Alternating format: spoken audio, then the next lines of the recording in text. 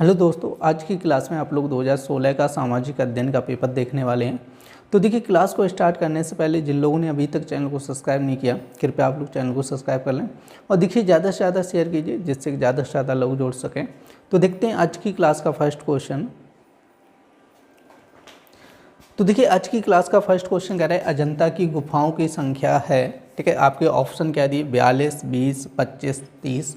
तो देखो, अजंता की गुफाओं की संख्या लगभग 32 है आपकी। ठीक है, लेकिन 32 ऑप्शन दिया नहीं गया, तो आपका जो करेक्ट आंसर हो जाएगा वो यहाँ पे आप लगा लीजिएगा, कितना हो जाएगा 30 हो जाएगा। ठीक है, नेक्स्ट क्वेश्चन कह रहे हैं कि बिंदुसार की मृत्यु के समय अशोक किस स्थान का वायसराय था। ऑप्शन दिए आपके तक्षशिला, उज्जैन, सौराष्ट्र, तोसाली।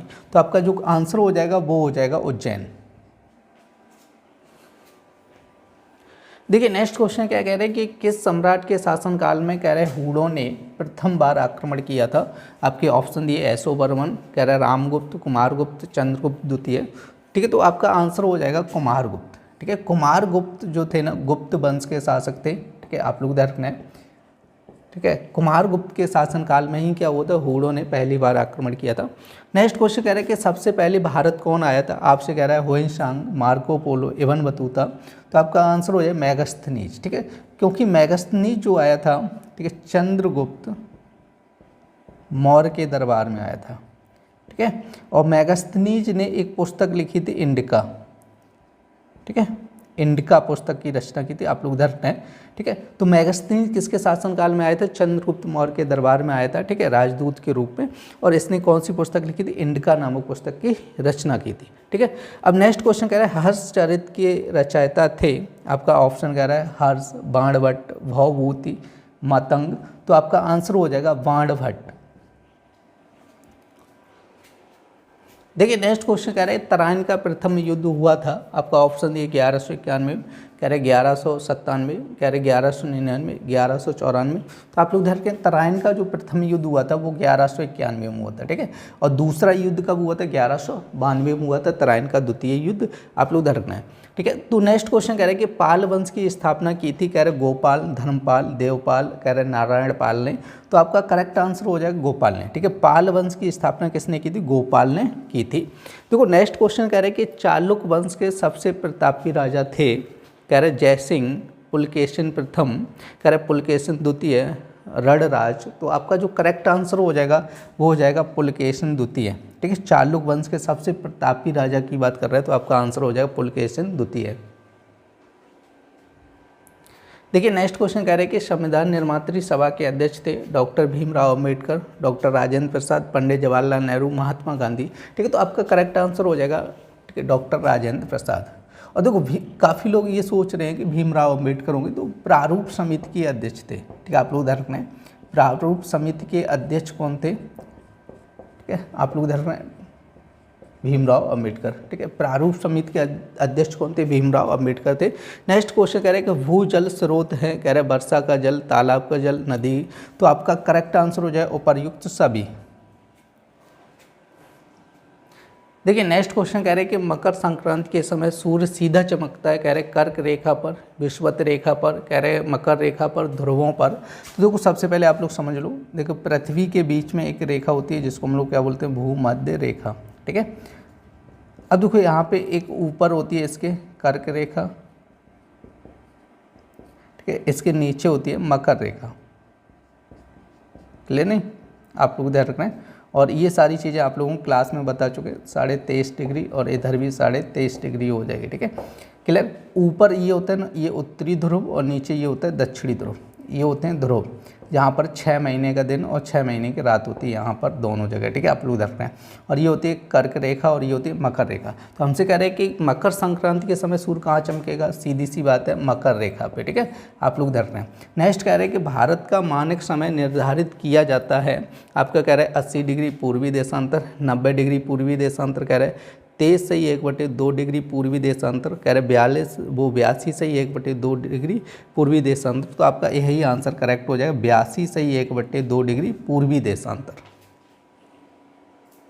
देखिए नेक्स्ट क्वेश्चन कह रहे हैं कौन सा मूल अधिकार नागरिकों को प्राप्त नहीं है। कह रहे हैं स्वतंत्रता का अधिकार, संपत्ति का अधिकार, धार्मिक स्वतंत्रता का अधिकार, कह रहे हैं शोषण के विरुद्ध अधिकार। ठीक है, तो आप लोग ध्यान रखते हैं, देखो स्वतंत्रता का अधिकार दिया गया है, धार्मिक शोषण ये तीनों दो हैं, लेकिन संपत्ति का अधिकार भी था लेकिन हटा दिया गया। आप लोग ध्यान रखते हैं, तो संपत्ति का अधिकार है ना हमारा मूल अधिकार नहीं है। ठीक है, आप लोग ध्यान रखते हैं। नेक्स्ट क्वेश्चन कह रहे हैं कि ये तत्व नीति निर्देशक कह रहे सामान्य न्यायालयों के लिए उपयोगी प्रकाश स्तंभ में एक कथन था। ठीक है, आपका ऑप्शन दिया MC शीतलवाड़ ने, कह रहे डॉक्टर राजेंद्र प्रसाद ने, प्रोफेसर KT शाह ने, कह रहे जवाहरलाल नेहरू ने। तो आपका करेक्ट आंसर हो जाए MC शीतलवाड़ ने। ठीक है, तो ये आपका ये पूछा ये कथन किसने कहा था, ये कथन कौन सा है, ये तत्व कह रहे न्यायालयों के लिए उपयोगी प्रकाश स्तंभ है, ये कथन बोला था MC शीतलवाड़ ने। देखिए नेक्स्ट क्वेश्चन कह रहे हैं कि शेक्सपियर किस देश के नागरिक थे। तो आपका ऑप्शन दिया अमेरिका, इंग्लैंड, फ्रांस, आयरलैंड। तो आपका आंसर हो जाएगा इंग्लैंड। ठीक है, अब देखो नेक्स्ट क्वेश्चन कह रहे हैं कालिदास के 2 ग्रंथों के नाम लिखिए। तो आप लोग ध्यान रखते हैं, और देखिए 2 ग्रंथ पूछे गए। तो एक तो आपका कुमार संभव कालिदास जैसे रघुवंशम, अभिज्ञान शाकुंतलम। ठीक है, और आपका जैसे हो जाता है मेघदूत। ठीक है, तो ये आपके ग्रंथ पूछे गए, तो ये कालिदास द्वारा रचित हैं। नेक्स्ट क्वेश्चन कह रहे हैं कि गुप्तकालीन चित्रकला के 2 केंद्रों के नाम लिखिए। तो आपका एक तो हो जाएगा जैसे मथुरा, जैसे सारनाथ, पाटलिपुत्र। ठीक है, 2 केंद्र आपसे पूछे गए थे, ध्यान रखना है। देखिए नेक्स्ट क्वेश्चन कह रहे हैं कि राजपूतों की उत्पत्ति से संबंधित 2 सिद्धांतों का नामोल्लेख कीजिए। मतलब 2 सिद्धांत पूछे गए कि राजपूतों की उत्पत्ति कैसे हुई। तो एक तो सिद्धांत ये था कि विदेशी उत्पत्ति का सिद्धांत। ठीक है, और ये किसने दिया था, देखो इतिहासकार एक हुए थे कर्नल टॉयड के अनुसार राजपूत कह रहे सीथियन या शकों के वंशज थे। ठीक है, इनके अनुसार कौन से थे राजपूत, सीथियन या शकों के वंशज थे। आप लोग ध्यान रखें, कर्नल टॉयड के अनुसार कौन से थे, सीथियन या शकों के वंशज थे, जो कह रहे 6ठी शताब्दी के लगभग भारत में प्रविष्ट हुए थे। कब आए थे, 6ठी मतलब 600 ईस्वी में लगभग शताब्दी में ये आए थे। अब देखो दूसरा जो आपकी उत्पत्ति से संबंधित है वो है अग्निकुंड का सिद्धांत। ठीक है, दूसरा कौन सा है, अग्निकुंड का सिद्धांत। अब ये कहाँ से लिया गया, कह रहे पृथ्वीराज रासो के अनुसार। ठीक है, पृथ्वीराज रासो के अनुसार राजपूत कह रहे अग्निवंशी हैं। कौन से वंशी हैं, अग्निवंशी हैं राजपूत। कह रहे कि आबू पर्वत पर कह रहे वशिष्ठ जी का एक यज्ञ अग्निकुंड था जिससे राजपूतों की उत्पत्ति हुई है। ठीक है, तो आपकी राजपूतों की उत्पत्ति से संबंधित 2 सिद्धांत पूछे थे। एक तो हो जाएगा विदेशी उत्पत्ति का सिद्धांत, दूसरा हो जाएगा अग्निकुंड का सिद्धांत। और विदेशी उत्पत्ति का सिद्धांत किसने दिया था, कर्नल टॉयड ने दिया था, जिन्होंने क्या बोला था, इनको सीथियन या शक बोला था, शक का वंशज बोला था। अग्निकुंड का सिद्धांत किससे लिया गया, तो पृथ्वीराज रासो से लिया गया था। और पृथ्वीराज रासो ने राजपूत कौन से वंश के बताए, अग्निवंशी बताए। और ये जो अग्निकुंड था वो था वशिष्ठ जी का एक अग्निकुंड था, उससे उत्पत्ति इनकी बताई गई है। ठीक है, तो बहुत शॉर्ट में आपका आंसर दिया गया है इस क्वेश्चन का। ठीक है, आप लोग जैसे नोट्स में देखेंगे बहुत लेंदी आंसर लिखे हैं, क्योंकि देखो 40 क्वेश्चन आपको 2 घंटे में करने हैं, तो ज़्यादा बड़े आंसर भी नहीं लिखे जा सकते हैं, क्योंकि आंसर छूट भी जाएंगे क्वेश्चनों के आंसर अगर आप लॉन्ग लिखते रहोगे। ठीक है, तो शॉर्ट उतना ही आंसर लिखेगा जितना पूछा गया है। ठीक है, जितना ज़रूरी है। तो आप लोग देखो क्वेश्चन को नोट कर लिया करें, नहीं तो आप लोग स्क्रीनशॉट ले सकते हैं। और देखो क्लास यदि आपको पसंद आ रही है तो देखो लाइक भी करते चलें, अगर कोई प्रॉब्लम है तो कमेंट भी करें, आप लोग कमेंट करके बताएं। ठीक है, कोई भी प्रॉब्लम होती है तो। ठीक है, तो इस क्वेश्चन का यदि आप लोग स्क्रीनशॉट लेना चाहते हो तो स्क्रीनशॉट ले सकते हैं। देखिए नेक्स्ट क्वेश्चन कह रहे हैं कि भोज किस वंश के राजा थे। तो आप में भोज जो थे ना परिवार वंश के राजा थे। उनकी राजधानी कह रहे हैं, तो इनकी राजधानी हो जाएगी धारा नगरी। ठीक है, तो राजधानी कहाँ पे थी इनकी, धारा नगरी थी। देखो नेक्स्ट क्वेश्चन कह रहे हैं कि गीत गोविंद किसकी प्रसिद्ध रचना है। तो आपको रखना है जयदेव की प्रसिद्ध रचना है गीत गोविंद। अब देखो नेक्स्ट क्वेश्चन आपका कह रहे हैं खजुराहो मंदिर का निर्माण किन राजाओं ने करवाया था। तो आप लोग ध्यान रखना है चंदेल राजाओं ने करवाया। देखो इंपॉर्टेंट क्वेश्चन है कि खजुराहो मंदिर का कई बार आपके एग्जाम में पूछा गया है। तो आप लोग ध्यान रखें किसने करवाया था, चंदेल राजाओं ने करवाया था। देखिए नेक्स्ट क्वेश्चन कह रहे हैं कि भक्तकालीन 2 संतों के नाम लिखिए। तो आप लोग देखते हैं भक्तकालीन 2 संत आपके हो जाएंगे माधवाचार्य, जैसे रामानंद, कबीर, नानक, रामानुज, निम्बारकर। ये सभी क्या हो जाएंगे, भक्तकालीन संत हो जाएंगे। ठीक है, नेक्स्ट क्वेश्चन कह रहे हैं जलवायु का अर्थ स्पष्ट कीजिए। तो कह रहे हैं कि किसी बड़े इलाके का सामान्य मौसम जो कह रहे हैं कि एक लंबे समय से बना रहता है तो जलवायु कहलाता है। लंबे समय तक बना रहता है, यहाँ पे से नहीं, लंबे समय तक बना रहता है तो क्या कहलाता है, जलवायु कहता है। कह रहे किसी बड़े इलाके का सामान्य मौसम जो कह रहे कि एक लंबे समय तक बना रहता है क्या कहलाता है, जलवायु कहलाता है। कह रहे कि मौसम जो होते हैं ना कुछ दिनों या कुछ घंटों में बदल सकते हैं। जो मौसम होता है वो क्या होता है, कुछ दिनों या कुछ घंटों में बदल सकता है, जबकि जलवायु क्या होती है, ठीक है, लंबे समय तक बनी रहती है, तो उसको क्या बोलते हैं, जलवायु बोलते हैं। नेक्स्ट क्वेश्चन कह रहे हैं कि भारत के संविधान में कह रहे कितने अनुच्छेद हैं, तो आपको देखते हैं 395 अनुच्छेद है। देखिए नेक्स्ट क्वेश्चन कह रहे हैं कि स्वतंत्रता के अधिकार के अंतर्गत आने वाली 2 स्वतंत्रताओं का उल्लेख कीजिए। तो देखो स्वतंत्रता के अधिकार के अंतर्गत आने वाली 2 स्वतंत्रताओं की बात कर रहा है। तो देखो एक तो स्वतंत्रता का अधिकार आपका अनुच्छेद 19 से लेकर कहाँ तक दिया गया आपके संविधान में, 22 तक, ठीक है। अनुच्छेद 19 से लेकर 22 तक आपकी स्वतंत्रता का अधिकार दिया गया है, ठीक है। तो हमसे 2 पूछी गई। तो एक तो यहाँ पर देखो फर्स्ट कह रहे हैं संविधान द्वारा प्रत्येक व्यक्ति को भाषण के रूप में अपने विचार अभिव्यक्त करने, जैसे कोई भी व्यक्ति अपने विचार रखने, ठीक है, भाषण के रूप में अपने विचार अभिव्यक्त करने एवं उन्हें पत्र या पत्रिकाओं में प्रकाशित करने की स्वतंत्रता है, ठीक है। मतलब कोई व्यक्ति अपने विचारों को कह सकता है और जैसे कोई पत्र या पत्रिका में उनको प्रकाशित भी कर सकता है। ये संविधान के द्वारा यहाँ पे स्वतंत्रता दी गई है। नेक्स्ट आपका दूसरा पॉइंट कह रहे हैं कि प्रत्येक व्यक्ति कह रहे हैं अपनी इच्छा के अनुसार व्यवसाय करने की स्वतंत्रता है। प्रत्येक व्यक्ति को अपनी इच्छा के अनुसार कोई भी व्यवसाय कर सकता है, ये भी आपकी स्वतंत्रता है। नेक्स्ट कह रहे हैं कि नागरिकों को शांतिपूर्वक कह रहे हैं सभा करने की भी क्या है, स्वतंत्रता है। तो आपकी 2 स्वतंत्रताओं के बारे में पूछा गया था, आपकी 3 यहाँ पे दी गई है, ठीक है। तो आप लोग ध्यान रखना है। देखिए नेक्स्ट क्वेश्चन कह रहे हैं कि भूस्खलन से क्या होता है। कह रहे हैं कि तीव्र एवं खड़े ढालों पर कह रहे हैं कि अपक्षयित पदार्थों के आकस्मिक रूप से खिसकने की क्रिया क्या कहलाती है, भूस्खलन कहलाती है। देखो भूस्खलन क्या होता है कि जैसे ऊंचे ऊंचे पहाड़ होते हैं तो पहाड़ के किनारों की जो मिट्टी होती है ना अचानक खस के नीचे आने लगती है, ठीक है। तो इसी को क्या बोला जाता है, भूस्खलन बोला जाता है। भूस्खलन मतलब जमीन खिसकने लगती है, वही आपका भूस्खलन बोला जाता है। देखिए नेक्स्ट क्वेश्चन कह रहा है भारतीय सेना का सर्वोच्च सेनापति कौन होता है। तो आप लोग ध्यान रखना है कि भारत के जो राष्ट्रपति होते हैं वो क्या होते हैं, भारतीय सेना के सर्वोच्च सेनापति होते हैं। देखिए नेक्स्ट क्वेश्चन कह रहे हैं कि जब सूर्य व चंद्रमा के बीच में कह रहे हैं कि पृथ्वी आ जाती है तो कौन सा ग्रहण होता है। तो आप लोग देख रहे हैं जब सूर्य व चंद्रमा के बीच में कह रहे हैं पृथ्वी आ जाती है तो कौन सा ग्रहण पड़ता है, चंद्र ग्रहण होता है। और ये कब होता है, पूर्णिमा के दिन होता है। आप लोग देख रहे हैं ये भी पूछा जाता है, ठीक है। देखो आपका क्वेश्चन में नहीं पूछा गया था कब होते, तो मतलब ये पूछ रहे हैं जब सूर्य और पृथ्वी, मतलब ये कह रहे हैं सूर्य और चंद्रमा के बीच में पृथ्वी आ जाती है तो इसे क्या कहते हैं। आप चाहते तो देखो एक लाइन में ही, एक शब्द में ही आंसर दे सकते थे, ओनली यहाँ पे लिख देते चंद्र ग्रहण, ठीक है। क्या बोला जाता है, चंद्र ग्रहण। जब सूर्य और देखो पूरा तो लिखा ही है यहाँ पे, कह रहे जब सूर्य तथा चंद्रमा के बीच में पृथ्वी आ जाती है तो कौन सा ग्रहण पड़ता है, ओनली लिख देते चंद्र ग्रहण। कौन सा ग्रहण पड़ता है, चंद्र ग्रहण पड़ता है। इतना भी आंसर आप लोग लिख सकते थे, लेकिन आप लोगों को बता दिया गया कि कहीं पे भी ये भी पूछ सकता है कि चंद्र ग्रहण कब पड़ता है, पूर्णिमा के दिन पड़ता है, ठीक है। अमावस्या के दिन क्या होता है, सूर्य ग्रहण पड़ता है। ये आप लोग ध्यान रखते हैं। देखो नेक्स्ट क्वेश्चन कह रहे हैं कि भारत चीन के बीच युद्ध कब हुआ था। आप लोग ध्यान रखें, भारत चीन के बीच युद्ध 1962 में हुआ था। कब हुआ था, 1962 में हुआ था, ठीक है। अब देखो इसी में आपका नेक्स्ट क्वेश्चन 30 नंबर क्वेश्चन यहाँ पे दिया गया, कह रहे कि भारत कह रहे किस गोलार्ध में स्थित है। कह रहे भारत किस गोलार्ध में स्थित है। आप लोग ध्यान रखना है कि भारत उत्तरी और पूर्वी गोलार्ध में स्थित है, ठीक है। कौन से उत्तरी और पूर्वी गोलार्ध में स्थित है। देखिए अब यहाँ से आप लोग लघु उत्तरीय प्रश्नों को देखने वाले हैं। कह रहे कि सिकंदर के आक्रमण का भारत पर क्या प्रभाव पड़ा। आपसे कह रहे कि जब सिकंदर ने भारत पर आक्रमण किया तो भारत पर क्या प्रभाव पड़ा, इसके बारे में आपसे पूछ रहे हैं। तो देखते हैं, कह रहे सिकंदर के आक्रमण से क्या हुआ, राजनीतिक और सांस्कृतिक प्रभाव के अलावा क्या हुआ था, कुछ व्यापारिक परिवर्तन हुए, ठीक है। जब सिकंदर ने आक्रमण किया तो कुछ व्यापारिक परिवर्तन भी हुए, चेंजमेंट भी हुए।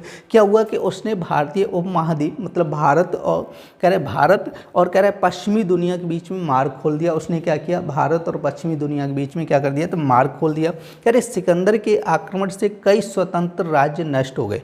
मतलब देखो नष्ट होने का मतलब ये हुआ कि जो छोटे छोटे, ठीक है, राजा थे उनका क्या हो गया, विलय हो गया, ठीक है, राज्यों में। देखिए नेक्स्ट क्वेश्चन कह रहे हैं कि गुप्तकालीन साहित्य प्रगति का उल्लेख कीजिए। कह रहे कि गुप्त वंशीय शासक कह रहे तलवार के धनी होने के साथ साथ स्वयं भी अत्यंत विद्वान थे। देखो गुप्त काल के जो भी शासक थे वो क्या तलवार के धनी तो थे ही और विद्वान भी थे, समझे। आगे कह रहे कि तथा कह रहे कि विद्वान को आश्रय एवं प्रोत्साहन भी देते थे।